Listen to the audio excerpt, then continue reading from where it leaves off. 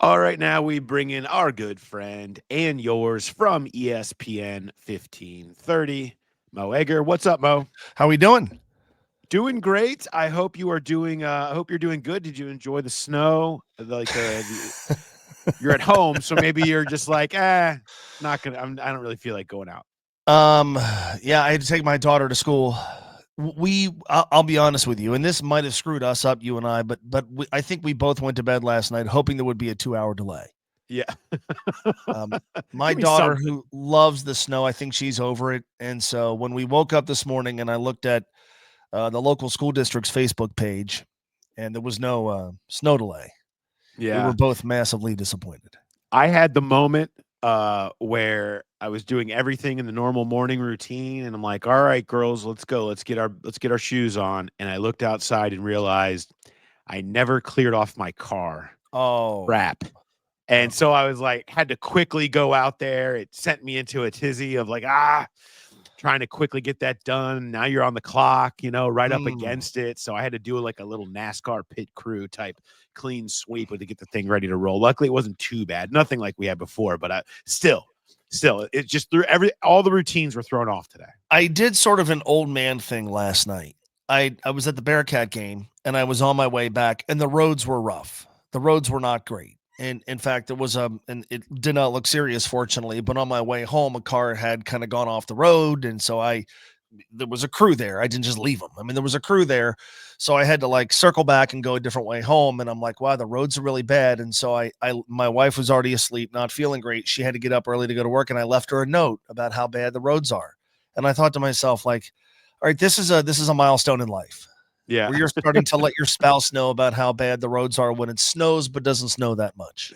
Yeah, exactly. When you get more into like full weather updates, be like, Yeah, just so you know, the jet stream has started coming in from the south yeah. today. So expect wind from 10 to 12. Like you get up, you watch the news, check out whatever they had to say, and then leave a note about it in case you didn't know. And by the way, not a word of thanks for my other half. Yeah, Nothing. oh, shit, Thanks for the yeah, heads for up. what you did. Yeah, nothing. I have The gotten. gift. I know she's arrived at work because I've gotten texts about other things, but no. Hey, thanks for the heads up on the bad roads. I guess Yes. it was implied that the roads wouldn't be great. Um, I we had a fun show last week. I'm not sure I expected it to go the direction that it did. So I shout out to everybody that stuck around for the entertaining to me and I think to you and to our show last week where we just hung out and told stories about New Orleans Yeah. that were great. I really enjoyed it.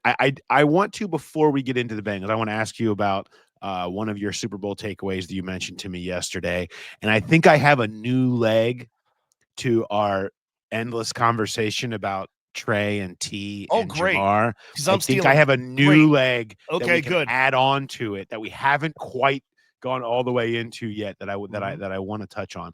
But before we do that, I want to bring to the forefront a great email that was sent to us. And it was after you told last week a story, and hopefully some of you listened to it, of essentially you asking if somebody needed a hand, not realizing that they had a hook for a hand because you couldn't see it and it was a whole awkward situation. I Yeah. recommend people go back and listen to the full story. It's better than what I just gave it. But it prompted this story to come from our good friend Christian Gillen, who said, I had to stop cooking dinner because I was doubled over laughing at Mo's story about asking the guy with a prosthetic hook if he needed a hand. This past fall, I was at my 10-year-old daughter's basketball game. I don't know about your experience, but fifth grade is where this team starts to get it. The team's pretty good. I make it a point not to be one of those yelling parents. It goes against my nature. So it's a lot of work for me at these games to keep a lid on it. One Saturday game, the other team has a point guard that is just blowing by everyone. She's going left every time. There are no lefties on my 10-year-old's team. So I imagine they're thrown off by someone going left. After the 20th blow by this superstar little girl, I've had enough. I scream, "Come on, girls, cut off her left." As soon as it left my mouth, I knew I'd made a terrible error. I finally noticed that everyone else in the stands already knew the girl had no right hand. I mean, this is just I'm just trying to imagine that moment of Mm. recognition from Christian. when he recognizes what everyone else had to have been a gasp associated, I imagine. Oh, I cannot. I It mean, says appreciated I humor. read that, and I felt terrible for the little girl. Yes. I feel terrible for our guy here because, like, I did it in a room. It was just me and this dude, and it was just this moment of awkwardness. He yelled it in a full gym. And it's got to be one of those things like, because, again, not to tell my story in its entirety, I couldn't see the fact that the guy didn't have a hand. I just saw half his body and a food thing and a bag, and he was obviously struggling to get the door open. It looked like me bringing in the groceries where hey, can little help here? And then, oh my God, he's got a hook. And so as the words were coming out, there was no even the possibility didn't cross my mind that the gentleman didn't actually have a hand. In this instance, as the words are coming out of your mouth, you are realizing I shouldn't finish this. This is about to make me look bad. This is about to be perhaps embarrassing for the little girl, and hopefully it wasn't. And I can't put the words back in. This guy's situation is much, much, much, much worse. Much worse. Yeah. And, kudos to him for persevering. I hope everybody's able to at least laugh about it now. And I hope the little girl came out of it just fine. Apparently she's a hell of a basketball player. So she's probably crushing it somewhere right now. I'm sure. But yeah, goodness. Shout out to Christian, who unfortunate things that happen sometimes, but great story and appreciate the email. I wanted to bring that up. Okay. I want to ask you first about a point that you made. You said you had 2 Super Bowl takeaways when we talked on your show from 3 to 6 every day on ESPN. I was high on cold medicine yesterday, so the whole thing was very, very vague. Is this Austin's fault? Did he give you his sickness? I don't know what happened to me. I woke up on Sunday feeling like death. So I good feel better, and I was better yesterday, but there's a lot of Mucinex in me right now. So I want to ask you about your take though. So your takeaway was that Burrow was the better quarterback than Patrick Mahomes. Yeah. And you can feel comfortable saying that. And why you feel so confidently that way.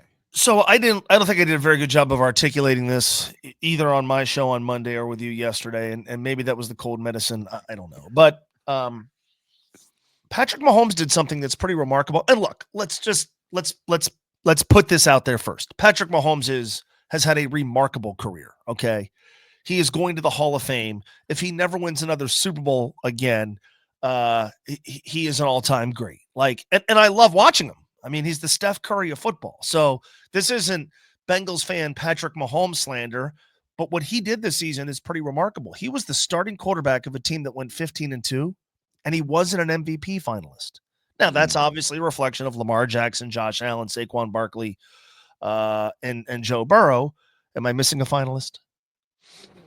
Maybe off the top of my head, I wasn't thinking of the fifth one. But it's a reflection of how good those guys were. But it's also a reflection of Patrick Mahomes' performances this year were uneven.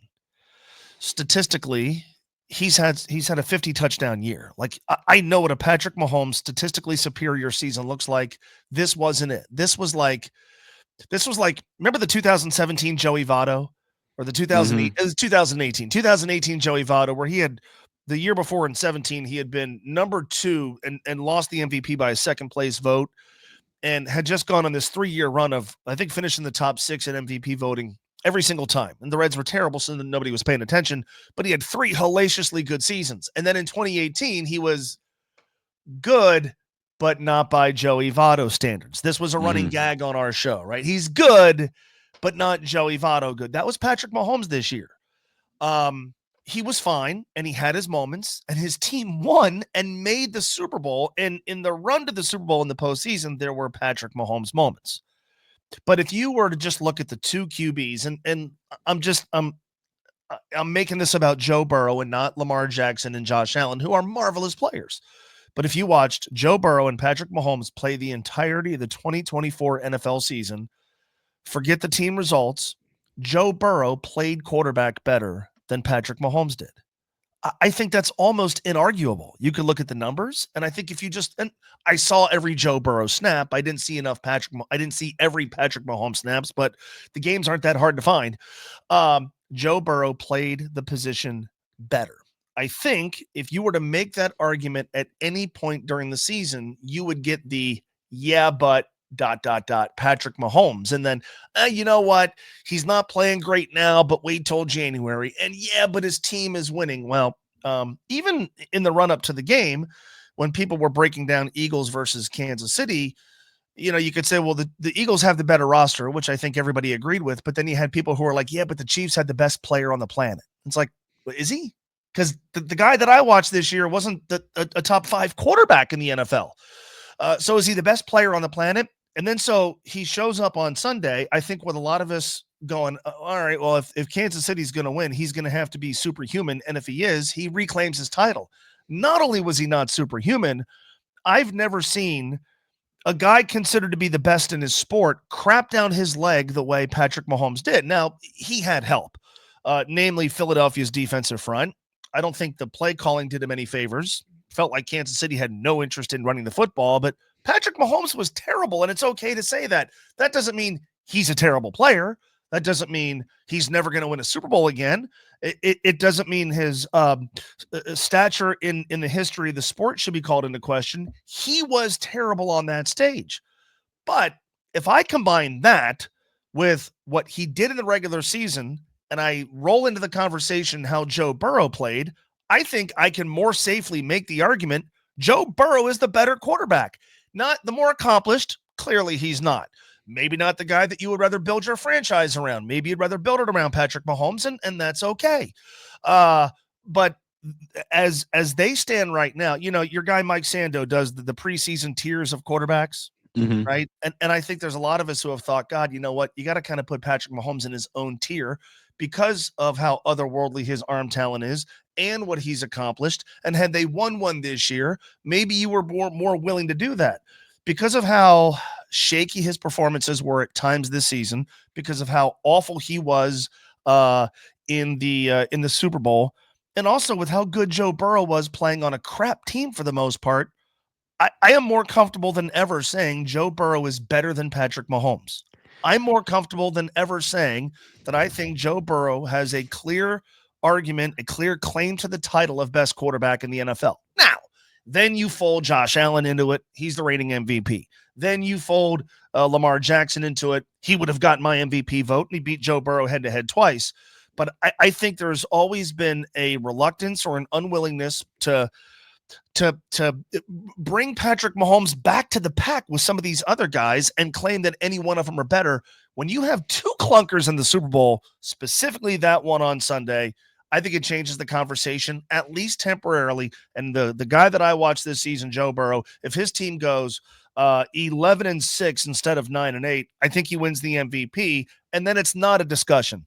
But now I think it is. I think the part of this that stands out to me is, guess what? Even Patrick Mahomes needs help. Okay. Yeah, sure. Like, I feel like the thought is like, oh, Burrow is made by T and Jamar and oh yeah, with those receivers, right? Well, Patrick Mahomes had Tyreek Hill and Andy Reid calling plays for him and a line that has been amongst the best outside of a couple of spots when they, notably injuries and whatever was going on in the Super Bowl against the Eagles. They're an okay line that was made to look amateur by an unbelievable, unstoppable force on the Eagles defensive line. But I think he needs help, just like everybody else does. And that does bring him back. Because there was this invincibility, it doesn't matter. Take Tyreek Hill away. Just give him whatever receivers. As long as he's got old man Kelsey, he'll pull them all along and he'll make it all shine. Well, their offense was okay this year. He was pretty good this year. He didn't have receivers. And in the Super Bowl, he didn't have a good enough offensive line. He had problems at tackle, getting protection. That showed up. We saw that in week 2. And you saw it again in the last game of the season, where it was Trey Hendrickson just owning their tackle. And that is something that he's not invincible. The same way that Joe Burrow shouldn't be expected to go out there and be great with a bad offensive line, but he still finds ways to be great with a bad offensive line. It was kind of, the Super Bowl was a little bit of a a taste where you could almost feel Joe sitting there saying, "Yeah, how do you think I feel? This Yeah. is my life. Yeah. This is what I've been living for forever." And that's on the Bengals to fix that. But still, like, this is what it has looked like for Joe Burrow in a lot of ways for too much of his career. I think you've done a better job of articulating it than I have. And I think I'm like you in this regard. I tire of the unending quarterback. Elite, is he elite? Is he not? I mean, my eyes glaze over. Anybody in that conversation, any team would be really happy to have. But I feel like this season, with the punctuation point being Sunday, I feel like this season has brought Patrick Mahomes, just in terms of how they are playing the position.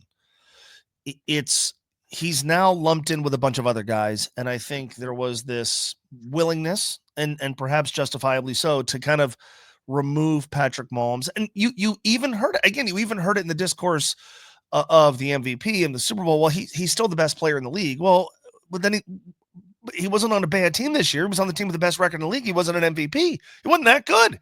And again, there are a lot of quarterbacks who would give their non-throwing arm to have the season Patrick Mahomes had. I understand it. Everything's relative. It goes back to the, not Joey Votto good. It wasn't Patrick Mahomes good, but I think you put it right. Patrick Mahomes needs help. The big takeaway from this season for a lot of folks with Joe Burrow was, boy, he is superhuman. They are putting way too much on him. Not even he is good enough to overcome this roster, this defense, the circumstances around him. And Patrick Mahomes, I guess, almost did, because they did make the Super Bowl. But against that team built to stop Kansas City with what they brought to the table defensively and with the deficiencies the Chiefs had, not even the great Patrick Mahomes is good enough to overcome that. And so now maybe we lump him in with some of the other quarterbacks that we have kind of excluded Patrick Mahomes from, if that makes sense. I'm sure nobody will spend any time on ranking these quarterbacks against each other between now and the start of next season. So that's the good news. I have one. But really quick, I think this is one of the more interesting, and I think I said this to you yesterday, I think this is one of the more interesting storylines going into next year. Do we see superhuman Patrick Mahomes again? Or is maybe what we saw this year the new norm? And by the way, that new norm might be good enough to win 11 games. It might be good enough to get back to the Super Bowl. But if, it wasn't that long ago, the guy was doing some just ridiculous things statistically and ridiculous things when you watched him, and we didn't see them this year. So does this year prove to be an outlier? Tom Brady, they won a Super Bowl one year. He had 26 touchdowns, 14 picks. I think this year Mahomes went 26-11. In that year, Corey Dillon was the best player on New England's team. The Chiefs didn't have a Corey Dillon this year. And if they did, they probably still wouldn't have run the football with him on Sunday. But I'm kind of curious, what does Kansas City do to reload? And what does Patrick Mahomes do to reload? And do we see a return of this pissed off version of Patrick Mahomes where he comes back to show everybody, yeah, dude, I'm still the best? Or does 2025 look a little bit at least like 2024? Sorry to interrupt. No, you're good. I wanted to bring up that I think there's maybe a new leg to our conversation, or at least an offshoot that we've had over and over again about all of these guys and making them happy and what have you. Okay. And it's kind of maybe half knowing the answer, but wanting to explore the other side. We've talked a lot about needing to have the quiet. Can you just have a happy, healthy training camp and start things right? Can it not feel like a mess, right? It has for so many times, whether we're going back to Jesse Bates, playing on the franchise tag and admitting it was in his head, or Jonah Williams requesting a trade and kind of getting it off of his chest before he moved over to right tackle, and Trey Hendrickson and T, and then hat watch with Jamar all camp last year and everything else, right? These have been things that have gone on. Mm-hmm. Do you think distractions really matter? Because here's the point. Jesse, once he got out of his own way, had a great year on a great defense that did not lack chemistry. Okay. In 22, maybe the best defense that the Bengals have had since Mike Zimmer left, arguably. Jonah Williams played great. He got out there. He knew he had to do it. He knew he had to go play great to get his contract. He played great at right tackle. He put it behind him and moved on. Trey requested a trade, and like 3 days later, he was cool with everything. Like, and he went out and had an unbelievable season. Jamar was pissed with Hat Watch and put together one of the greatest seasons you've ever seen from a receiver. T requested a trade and came back and played it out and was the guy saying and doing all the right things and had the best year of his career. If these things matter, if you don't, because we talked yesterday about eating the distraction, if you have to, like, does it matter? Or is the cumulative effect too much of how it affects everybody else watching those guys haggle and fight on the business side? As a general rule, I don't think it matters because I think most human beings care only about themselves. So you can't tell me that Cal Adamitis, as he prepares for the season, is losing sleep over what happens with Jamar Chase, right? Yeah. Now, I think what you have to remember, though, is this team stinks at the beginning of the season. And so would they have been a little bit better prepared to play week one had Jamar Chase's status for that game been solidified prior to the morning of? You know, I mean, so I think you have to acknowledge that there's maybe been one too many things going on for this team to hit the ground running week one. But as a general rule, no, I don't think these things matter. I've said to you, I think this is just going to be part of life in the NFL, and part of it's like life in the workplace. Like not everybody's happy, right? Yeah. Like and well, except for you. Oh, everybody at iHeart is. Well, yeah, but Honestly. like I got to be honest with you, I don't care what anybody else's work status. I don't care. Like I have a job to do. I have a responsibility to myself. I have a responsibility to my audience. Like you're gonna find people who they're not happy for whatever reason, and I care, but I don't care enough to not focus on what I have to do. And I just think it's everybody is so competitive.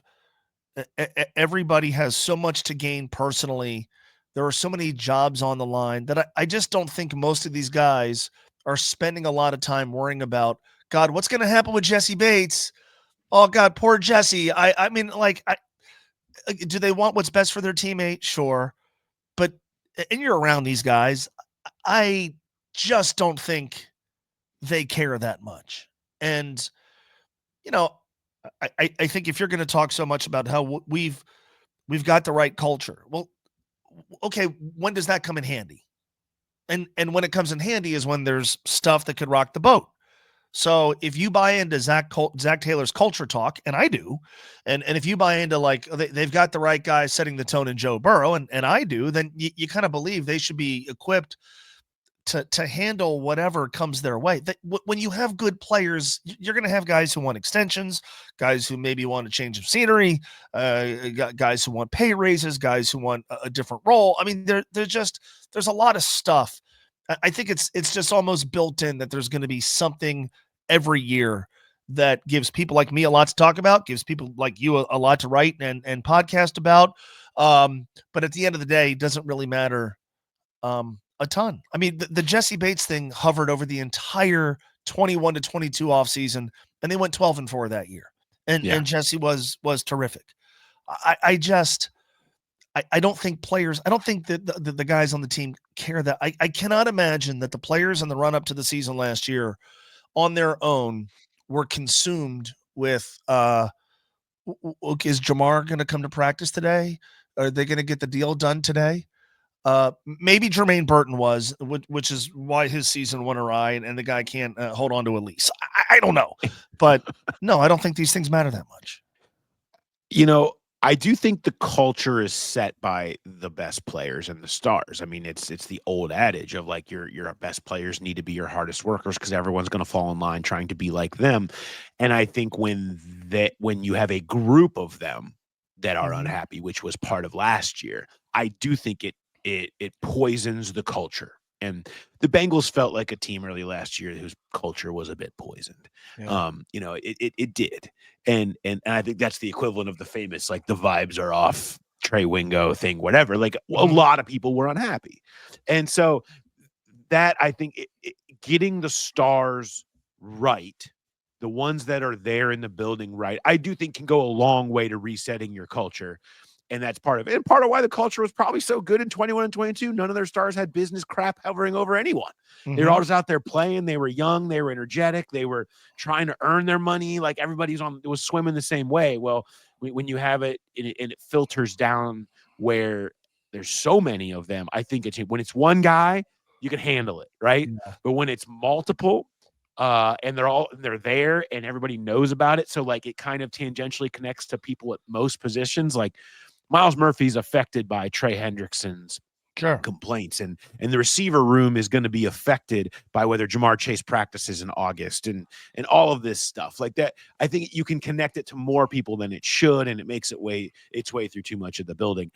I think it matters when it becomes multiple, right? Like I think it matters when it Sure. becomes like there's a lot of people unhappy around here, right? Like that's when it goes. But when it's just like, oh, it's the one guy, it's like, yeah, he's got kind of a unique situation. Like he'll figure it out. They'll figure it out. He's having a bad year, whatever it is. Like Mhm. I just think that that's where it sits with me is you got to have your best players right. And it's okay if there's one that's got a situation, but when you get into the stuff that we saw last year with like 2 trade requests and a hold-in, like Yeah. it can become a lot. And I don't and I think that they legitimately want to fix that. We talked to Jeff Hobson, and he talked about how the sense you get from Duke and the Bengals is they want to do a deal. They want to get this stuff right. They want to get in the room and work it out and get it right with these guys. It's not that they don't want to pay anybody, which is sort of this idea that's out there. And I think get in there, get that right, and then start fixing the rest of it is the right attitude to have. But I think, just you want to eat one of these as it turns into a distraction. Okay, don't let multiple turn into a distraction is probably more the thing where I land on it. But like the Jamar Chase thing turning into a mini circus, I'll blame the Bengals for because they could have gotten a deal done. And Yeah. I think it's ridiculous, this policy of, well, we're not going to negotiate during the season. Like, you mean to tell me if they came close, they couldn't have gotten together on the first Tuesday off day after the Patriots game and gotten it done? But like, they were not wrong with the Trey Hendrickson thing. They were not No. wrong. I mean, and by the way, I don't think Trey was wrong. I mean, the guy had a great year in 2023, tried to parlay it into a better financial situation. That's okay. But they took some heat for that. And I'm going, well, he's got 2 years left on his deal. He just agreed to a contract extension, less than a year prior. I'm sure they want to see if he can go out and have the same type of season. And turns out he had an even better one. But like, I think I think where, like, you talk about, like, well, multiple guys unhappy. Trey should have been pissed at himself. Yeah. Like, Trey should have been pissed at himself for signing a 1-year contract extension and not maybe betting on himself or not holding out for a longer term deal or not trying to negotiate more money. Like that wasn't. So you can't control that. Like the part the Bengals could control with the Trey Hendrickson thing specifically, I can't fault them for. So, Trey Hendrickson was unhappy. Well, that's Trey's fault. That's a Trey problem. Now it's a little bit different now. Admittedly, it's a year is a lot has changed. Namely Trey continues to play at a really high level, and the guys behind him aren't ready to fill his spot. We've had good conversations about trading him, but I mean, you can only control so much of how people are, of how happy people are, and so I know they want a quiet off season. I'm just, no matter what happens, it's probably not going to happen because someone's going to be unhappy. Someone's going to be dealing with an off-field issue. Someone's going to make the cryptic tweets. Figure it out. Yeah, I mean the Mike Tomlin line, I want volunteers, not hostages. Yeah. Where it's like they're more willing to, the Bengals are okay with hostages, and it's kind of they kind of have been in recent years, like because guess what, they tend to play with a chip on their shoulder, pretty inspired, and they kind of look at that as the long game, and it has worked. So I just thought it was an interesting offshoot that we haven't really. I mean, I felt like I found something we haven't gone all the way down the rabbit hole on yet, and so I'm out now. Like that's it. I got nothing else left from this to do. So we just we need something new to happen. We need something new to happen so we can find a new one. That's kind of the last. Let me ask you this. Let me ask you this. Does the conversation change if Joe Burrow's unhappy? Yes. Right. He needs to be happy. Because when he's on, his words do affect everyone in whether what he says after the Vegas game or what he says about finding the cornerstones for the last 5 weeks or what he says about these are the guys we need. You can do it. Let's sign it. he needs to be openly to everyone, publicly, clearly on board and happy with what's happening. Mm-hmm. And that he carries the weight of 48 guys. It'd be like if 48 guys were unhappy, if Joe Burrow's unhappy, because everyone looks to him. Hell, it's the reason half of these people are playing here. Well, And so, but as a fan, I hope they go 14-3, run away with the North, and are the top seed in the AFC. Even before he started to talk about T. Higgins, this was a guy who was clearly not happy, right? We saw him on the sideline was that Jacksonville? Where were they? oh man, I mean, we saw him on the all of sideline, them, yeah. right? You mentioned him after the Raiders game, and he was just clearly upset.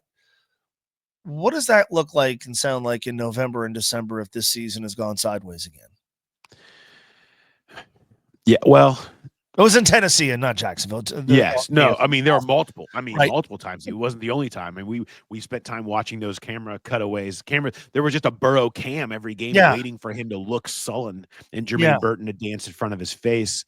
But I mean, you talk about. I don't know. I mean, look, inevitably they have to win.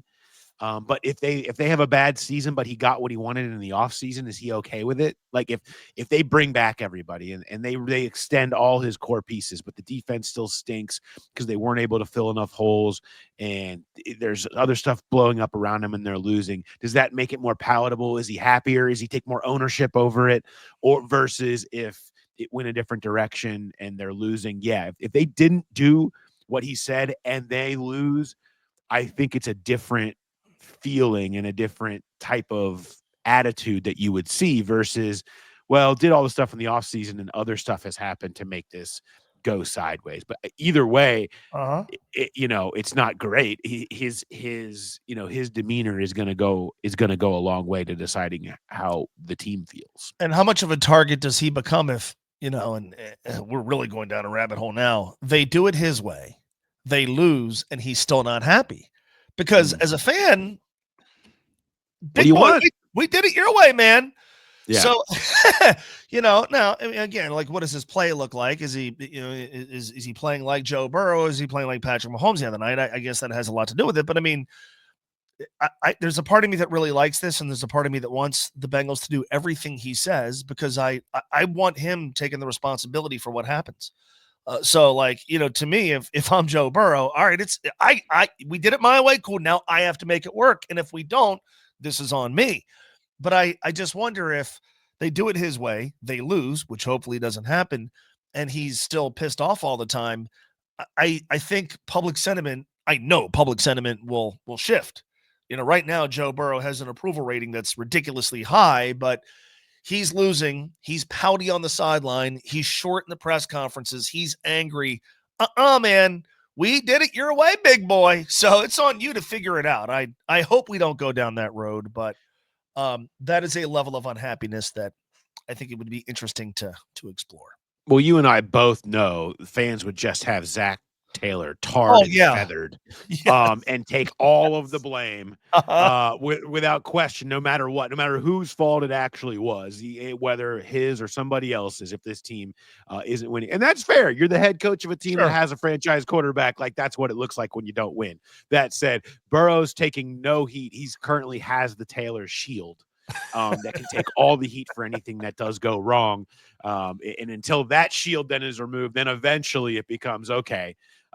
Maybe sentiment would really start to turn. But you're right. I mean, I think it does add up after a while. All right, Mo, I'll let you get out of here. I appreciate your time as always. I don't have any other cities to ask you stories about or anything like that. But I do want to. Hey, so you got your Bearcats hoodie on. Got to be feeling good. The run continues. I thought last night was the best last closing clutch minutes of a game I have seen the Bearcats basketball team play in ages, where it was like they just did everything right in the closing moments. And I feel like there's been a lot of heat rightfully directed at them for being dumb, really, in closing moments and doing things that you just wonder what the hell's going on out there. Yeah. What a well-executed offensively, defensively, game management game plan in taking a game that was super close and putting it away handily. I just that was impressive, and that's what you need to go on special runs. That's what you need to win in March. I thought that was more than just a. That's my Bearcats take. I'm That was getting more than just a win over the Utes. I'm That getting that felt fired like up. a team that's learning it. Yeah, it feels like the light bulb has come on. I wish they were better defensively. It's interesting, for Yeah. weeks they were defending pretty well and they couldn't play offense, and they weren't awesome defensively last night until they had to be. So it's the return of Jizzle James, who was awful against West Virginia, and since then has averaged 21, and he's not turning it over, and he's making plays. He made a ton of them down the stretch. Suddenly, Josh Reed, who wasn't Josh playing Reed. early in the season, is back-to-back games where he's made some, last night, some season-saving plays. I don't think he's going to get mad at me, though, for revealing this. So Gabe Madsen came back last night and was on fire. Yeah. And during one of the timeouts, Dan Horde said, and I don't think he'll get mad at me because Terry Nelson made an allusion to it. He said to us, Gabe Madsen is going to shoot them out of the game. And my guy looked like me when I played in an over 30 league in Sharonville. Catch it, and it's going up. 22 threes. Wow. The Fifth Third Arena record was 17. The Fifth Third Arena record for most shots taken is 28. My guy attempted and missed the last 7. I mean, we've all played with that guy, right? Yeah, all of us, yes. We've all been in an open gym with that dude. He gets it on the wing, might as well either run to the backboard or go back and play defense because you're not getting it back. My guy was feeling it, and then he stopped feeling it, but that didn't stop him from shooting. But no, they have a huge test on Saturday. And, Wes Miller was already playing the card, but I think it's the right card to play. No one thinks we can win this game. Oh, nobody believes in us. Nobody believes in us. Nobody believes in us. That's how you do it. That's how you do it. If nobody believes in this team shows up in Ames on Saturday, then at 6:00 on Saturday, by the time the game is over, you might want to do a podcast with me. I don't know. What's the most shots that you've ever put up in that Sharonville Rec League, or I should say points that you've ever put up in the Sharonville Rec League? Were you a scorer? Gabe had 28 last night. I didn't have 28. No, you didn't have that part where you make them all. No, not in the least. I was a glue guy. I like to be a glue guy in the rec game because there's never one of those, right? Who's like actually trying to play a little defense, a little hustle, get some rebounding, look for assists. Yeah, that was always like literally no one had interest in that. So it was always there. You could always get it and get some value out there. I didn't need to go out there and try to get points, especially no one, because I don't want to be that guy. It's just maybe my personality. I don't like trying to be that guy in a rec league. I wasn't good at getting open. That was my issue in high school. Important part. I mean, I wasn't good at coming off. Not that they were often setting screens for me. I was awful at getting open. So when I did catch it and I was remotely open, it was going up. Make no bones about it. Okay. I wasn't sacrificing my Monday nights at the Sharonville Rec Center to pile up assists. No. It was going up. Well, my basketball days are over. I don't need to pop an Achilles anytime soon. Yeah. But I appreciate the image of you hoisting shots in the Sharonville Rec. Mo, appreciate it as always, and we will catch up soon. All right, thank you. Have a good one.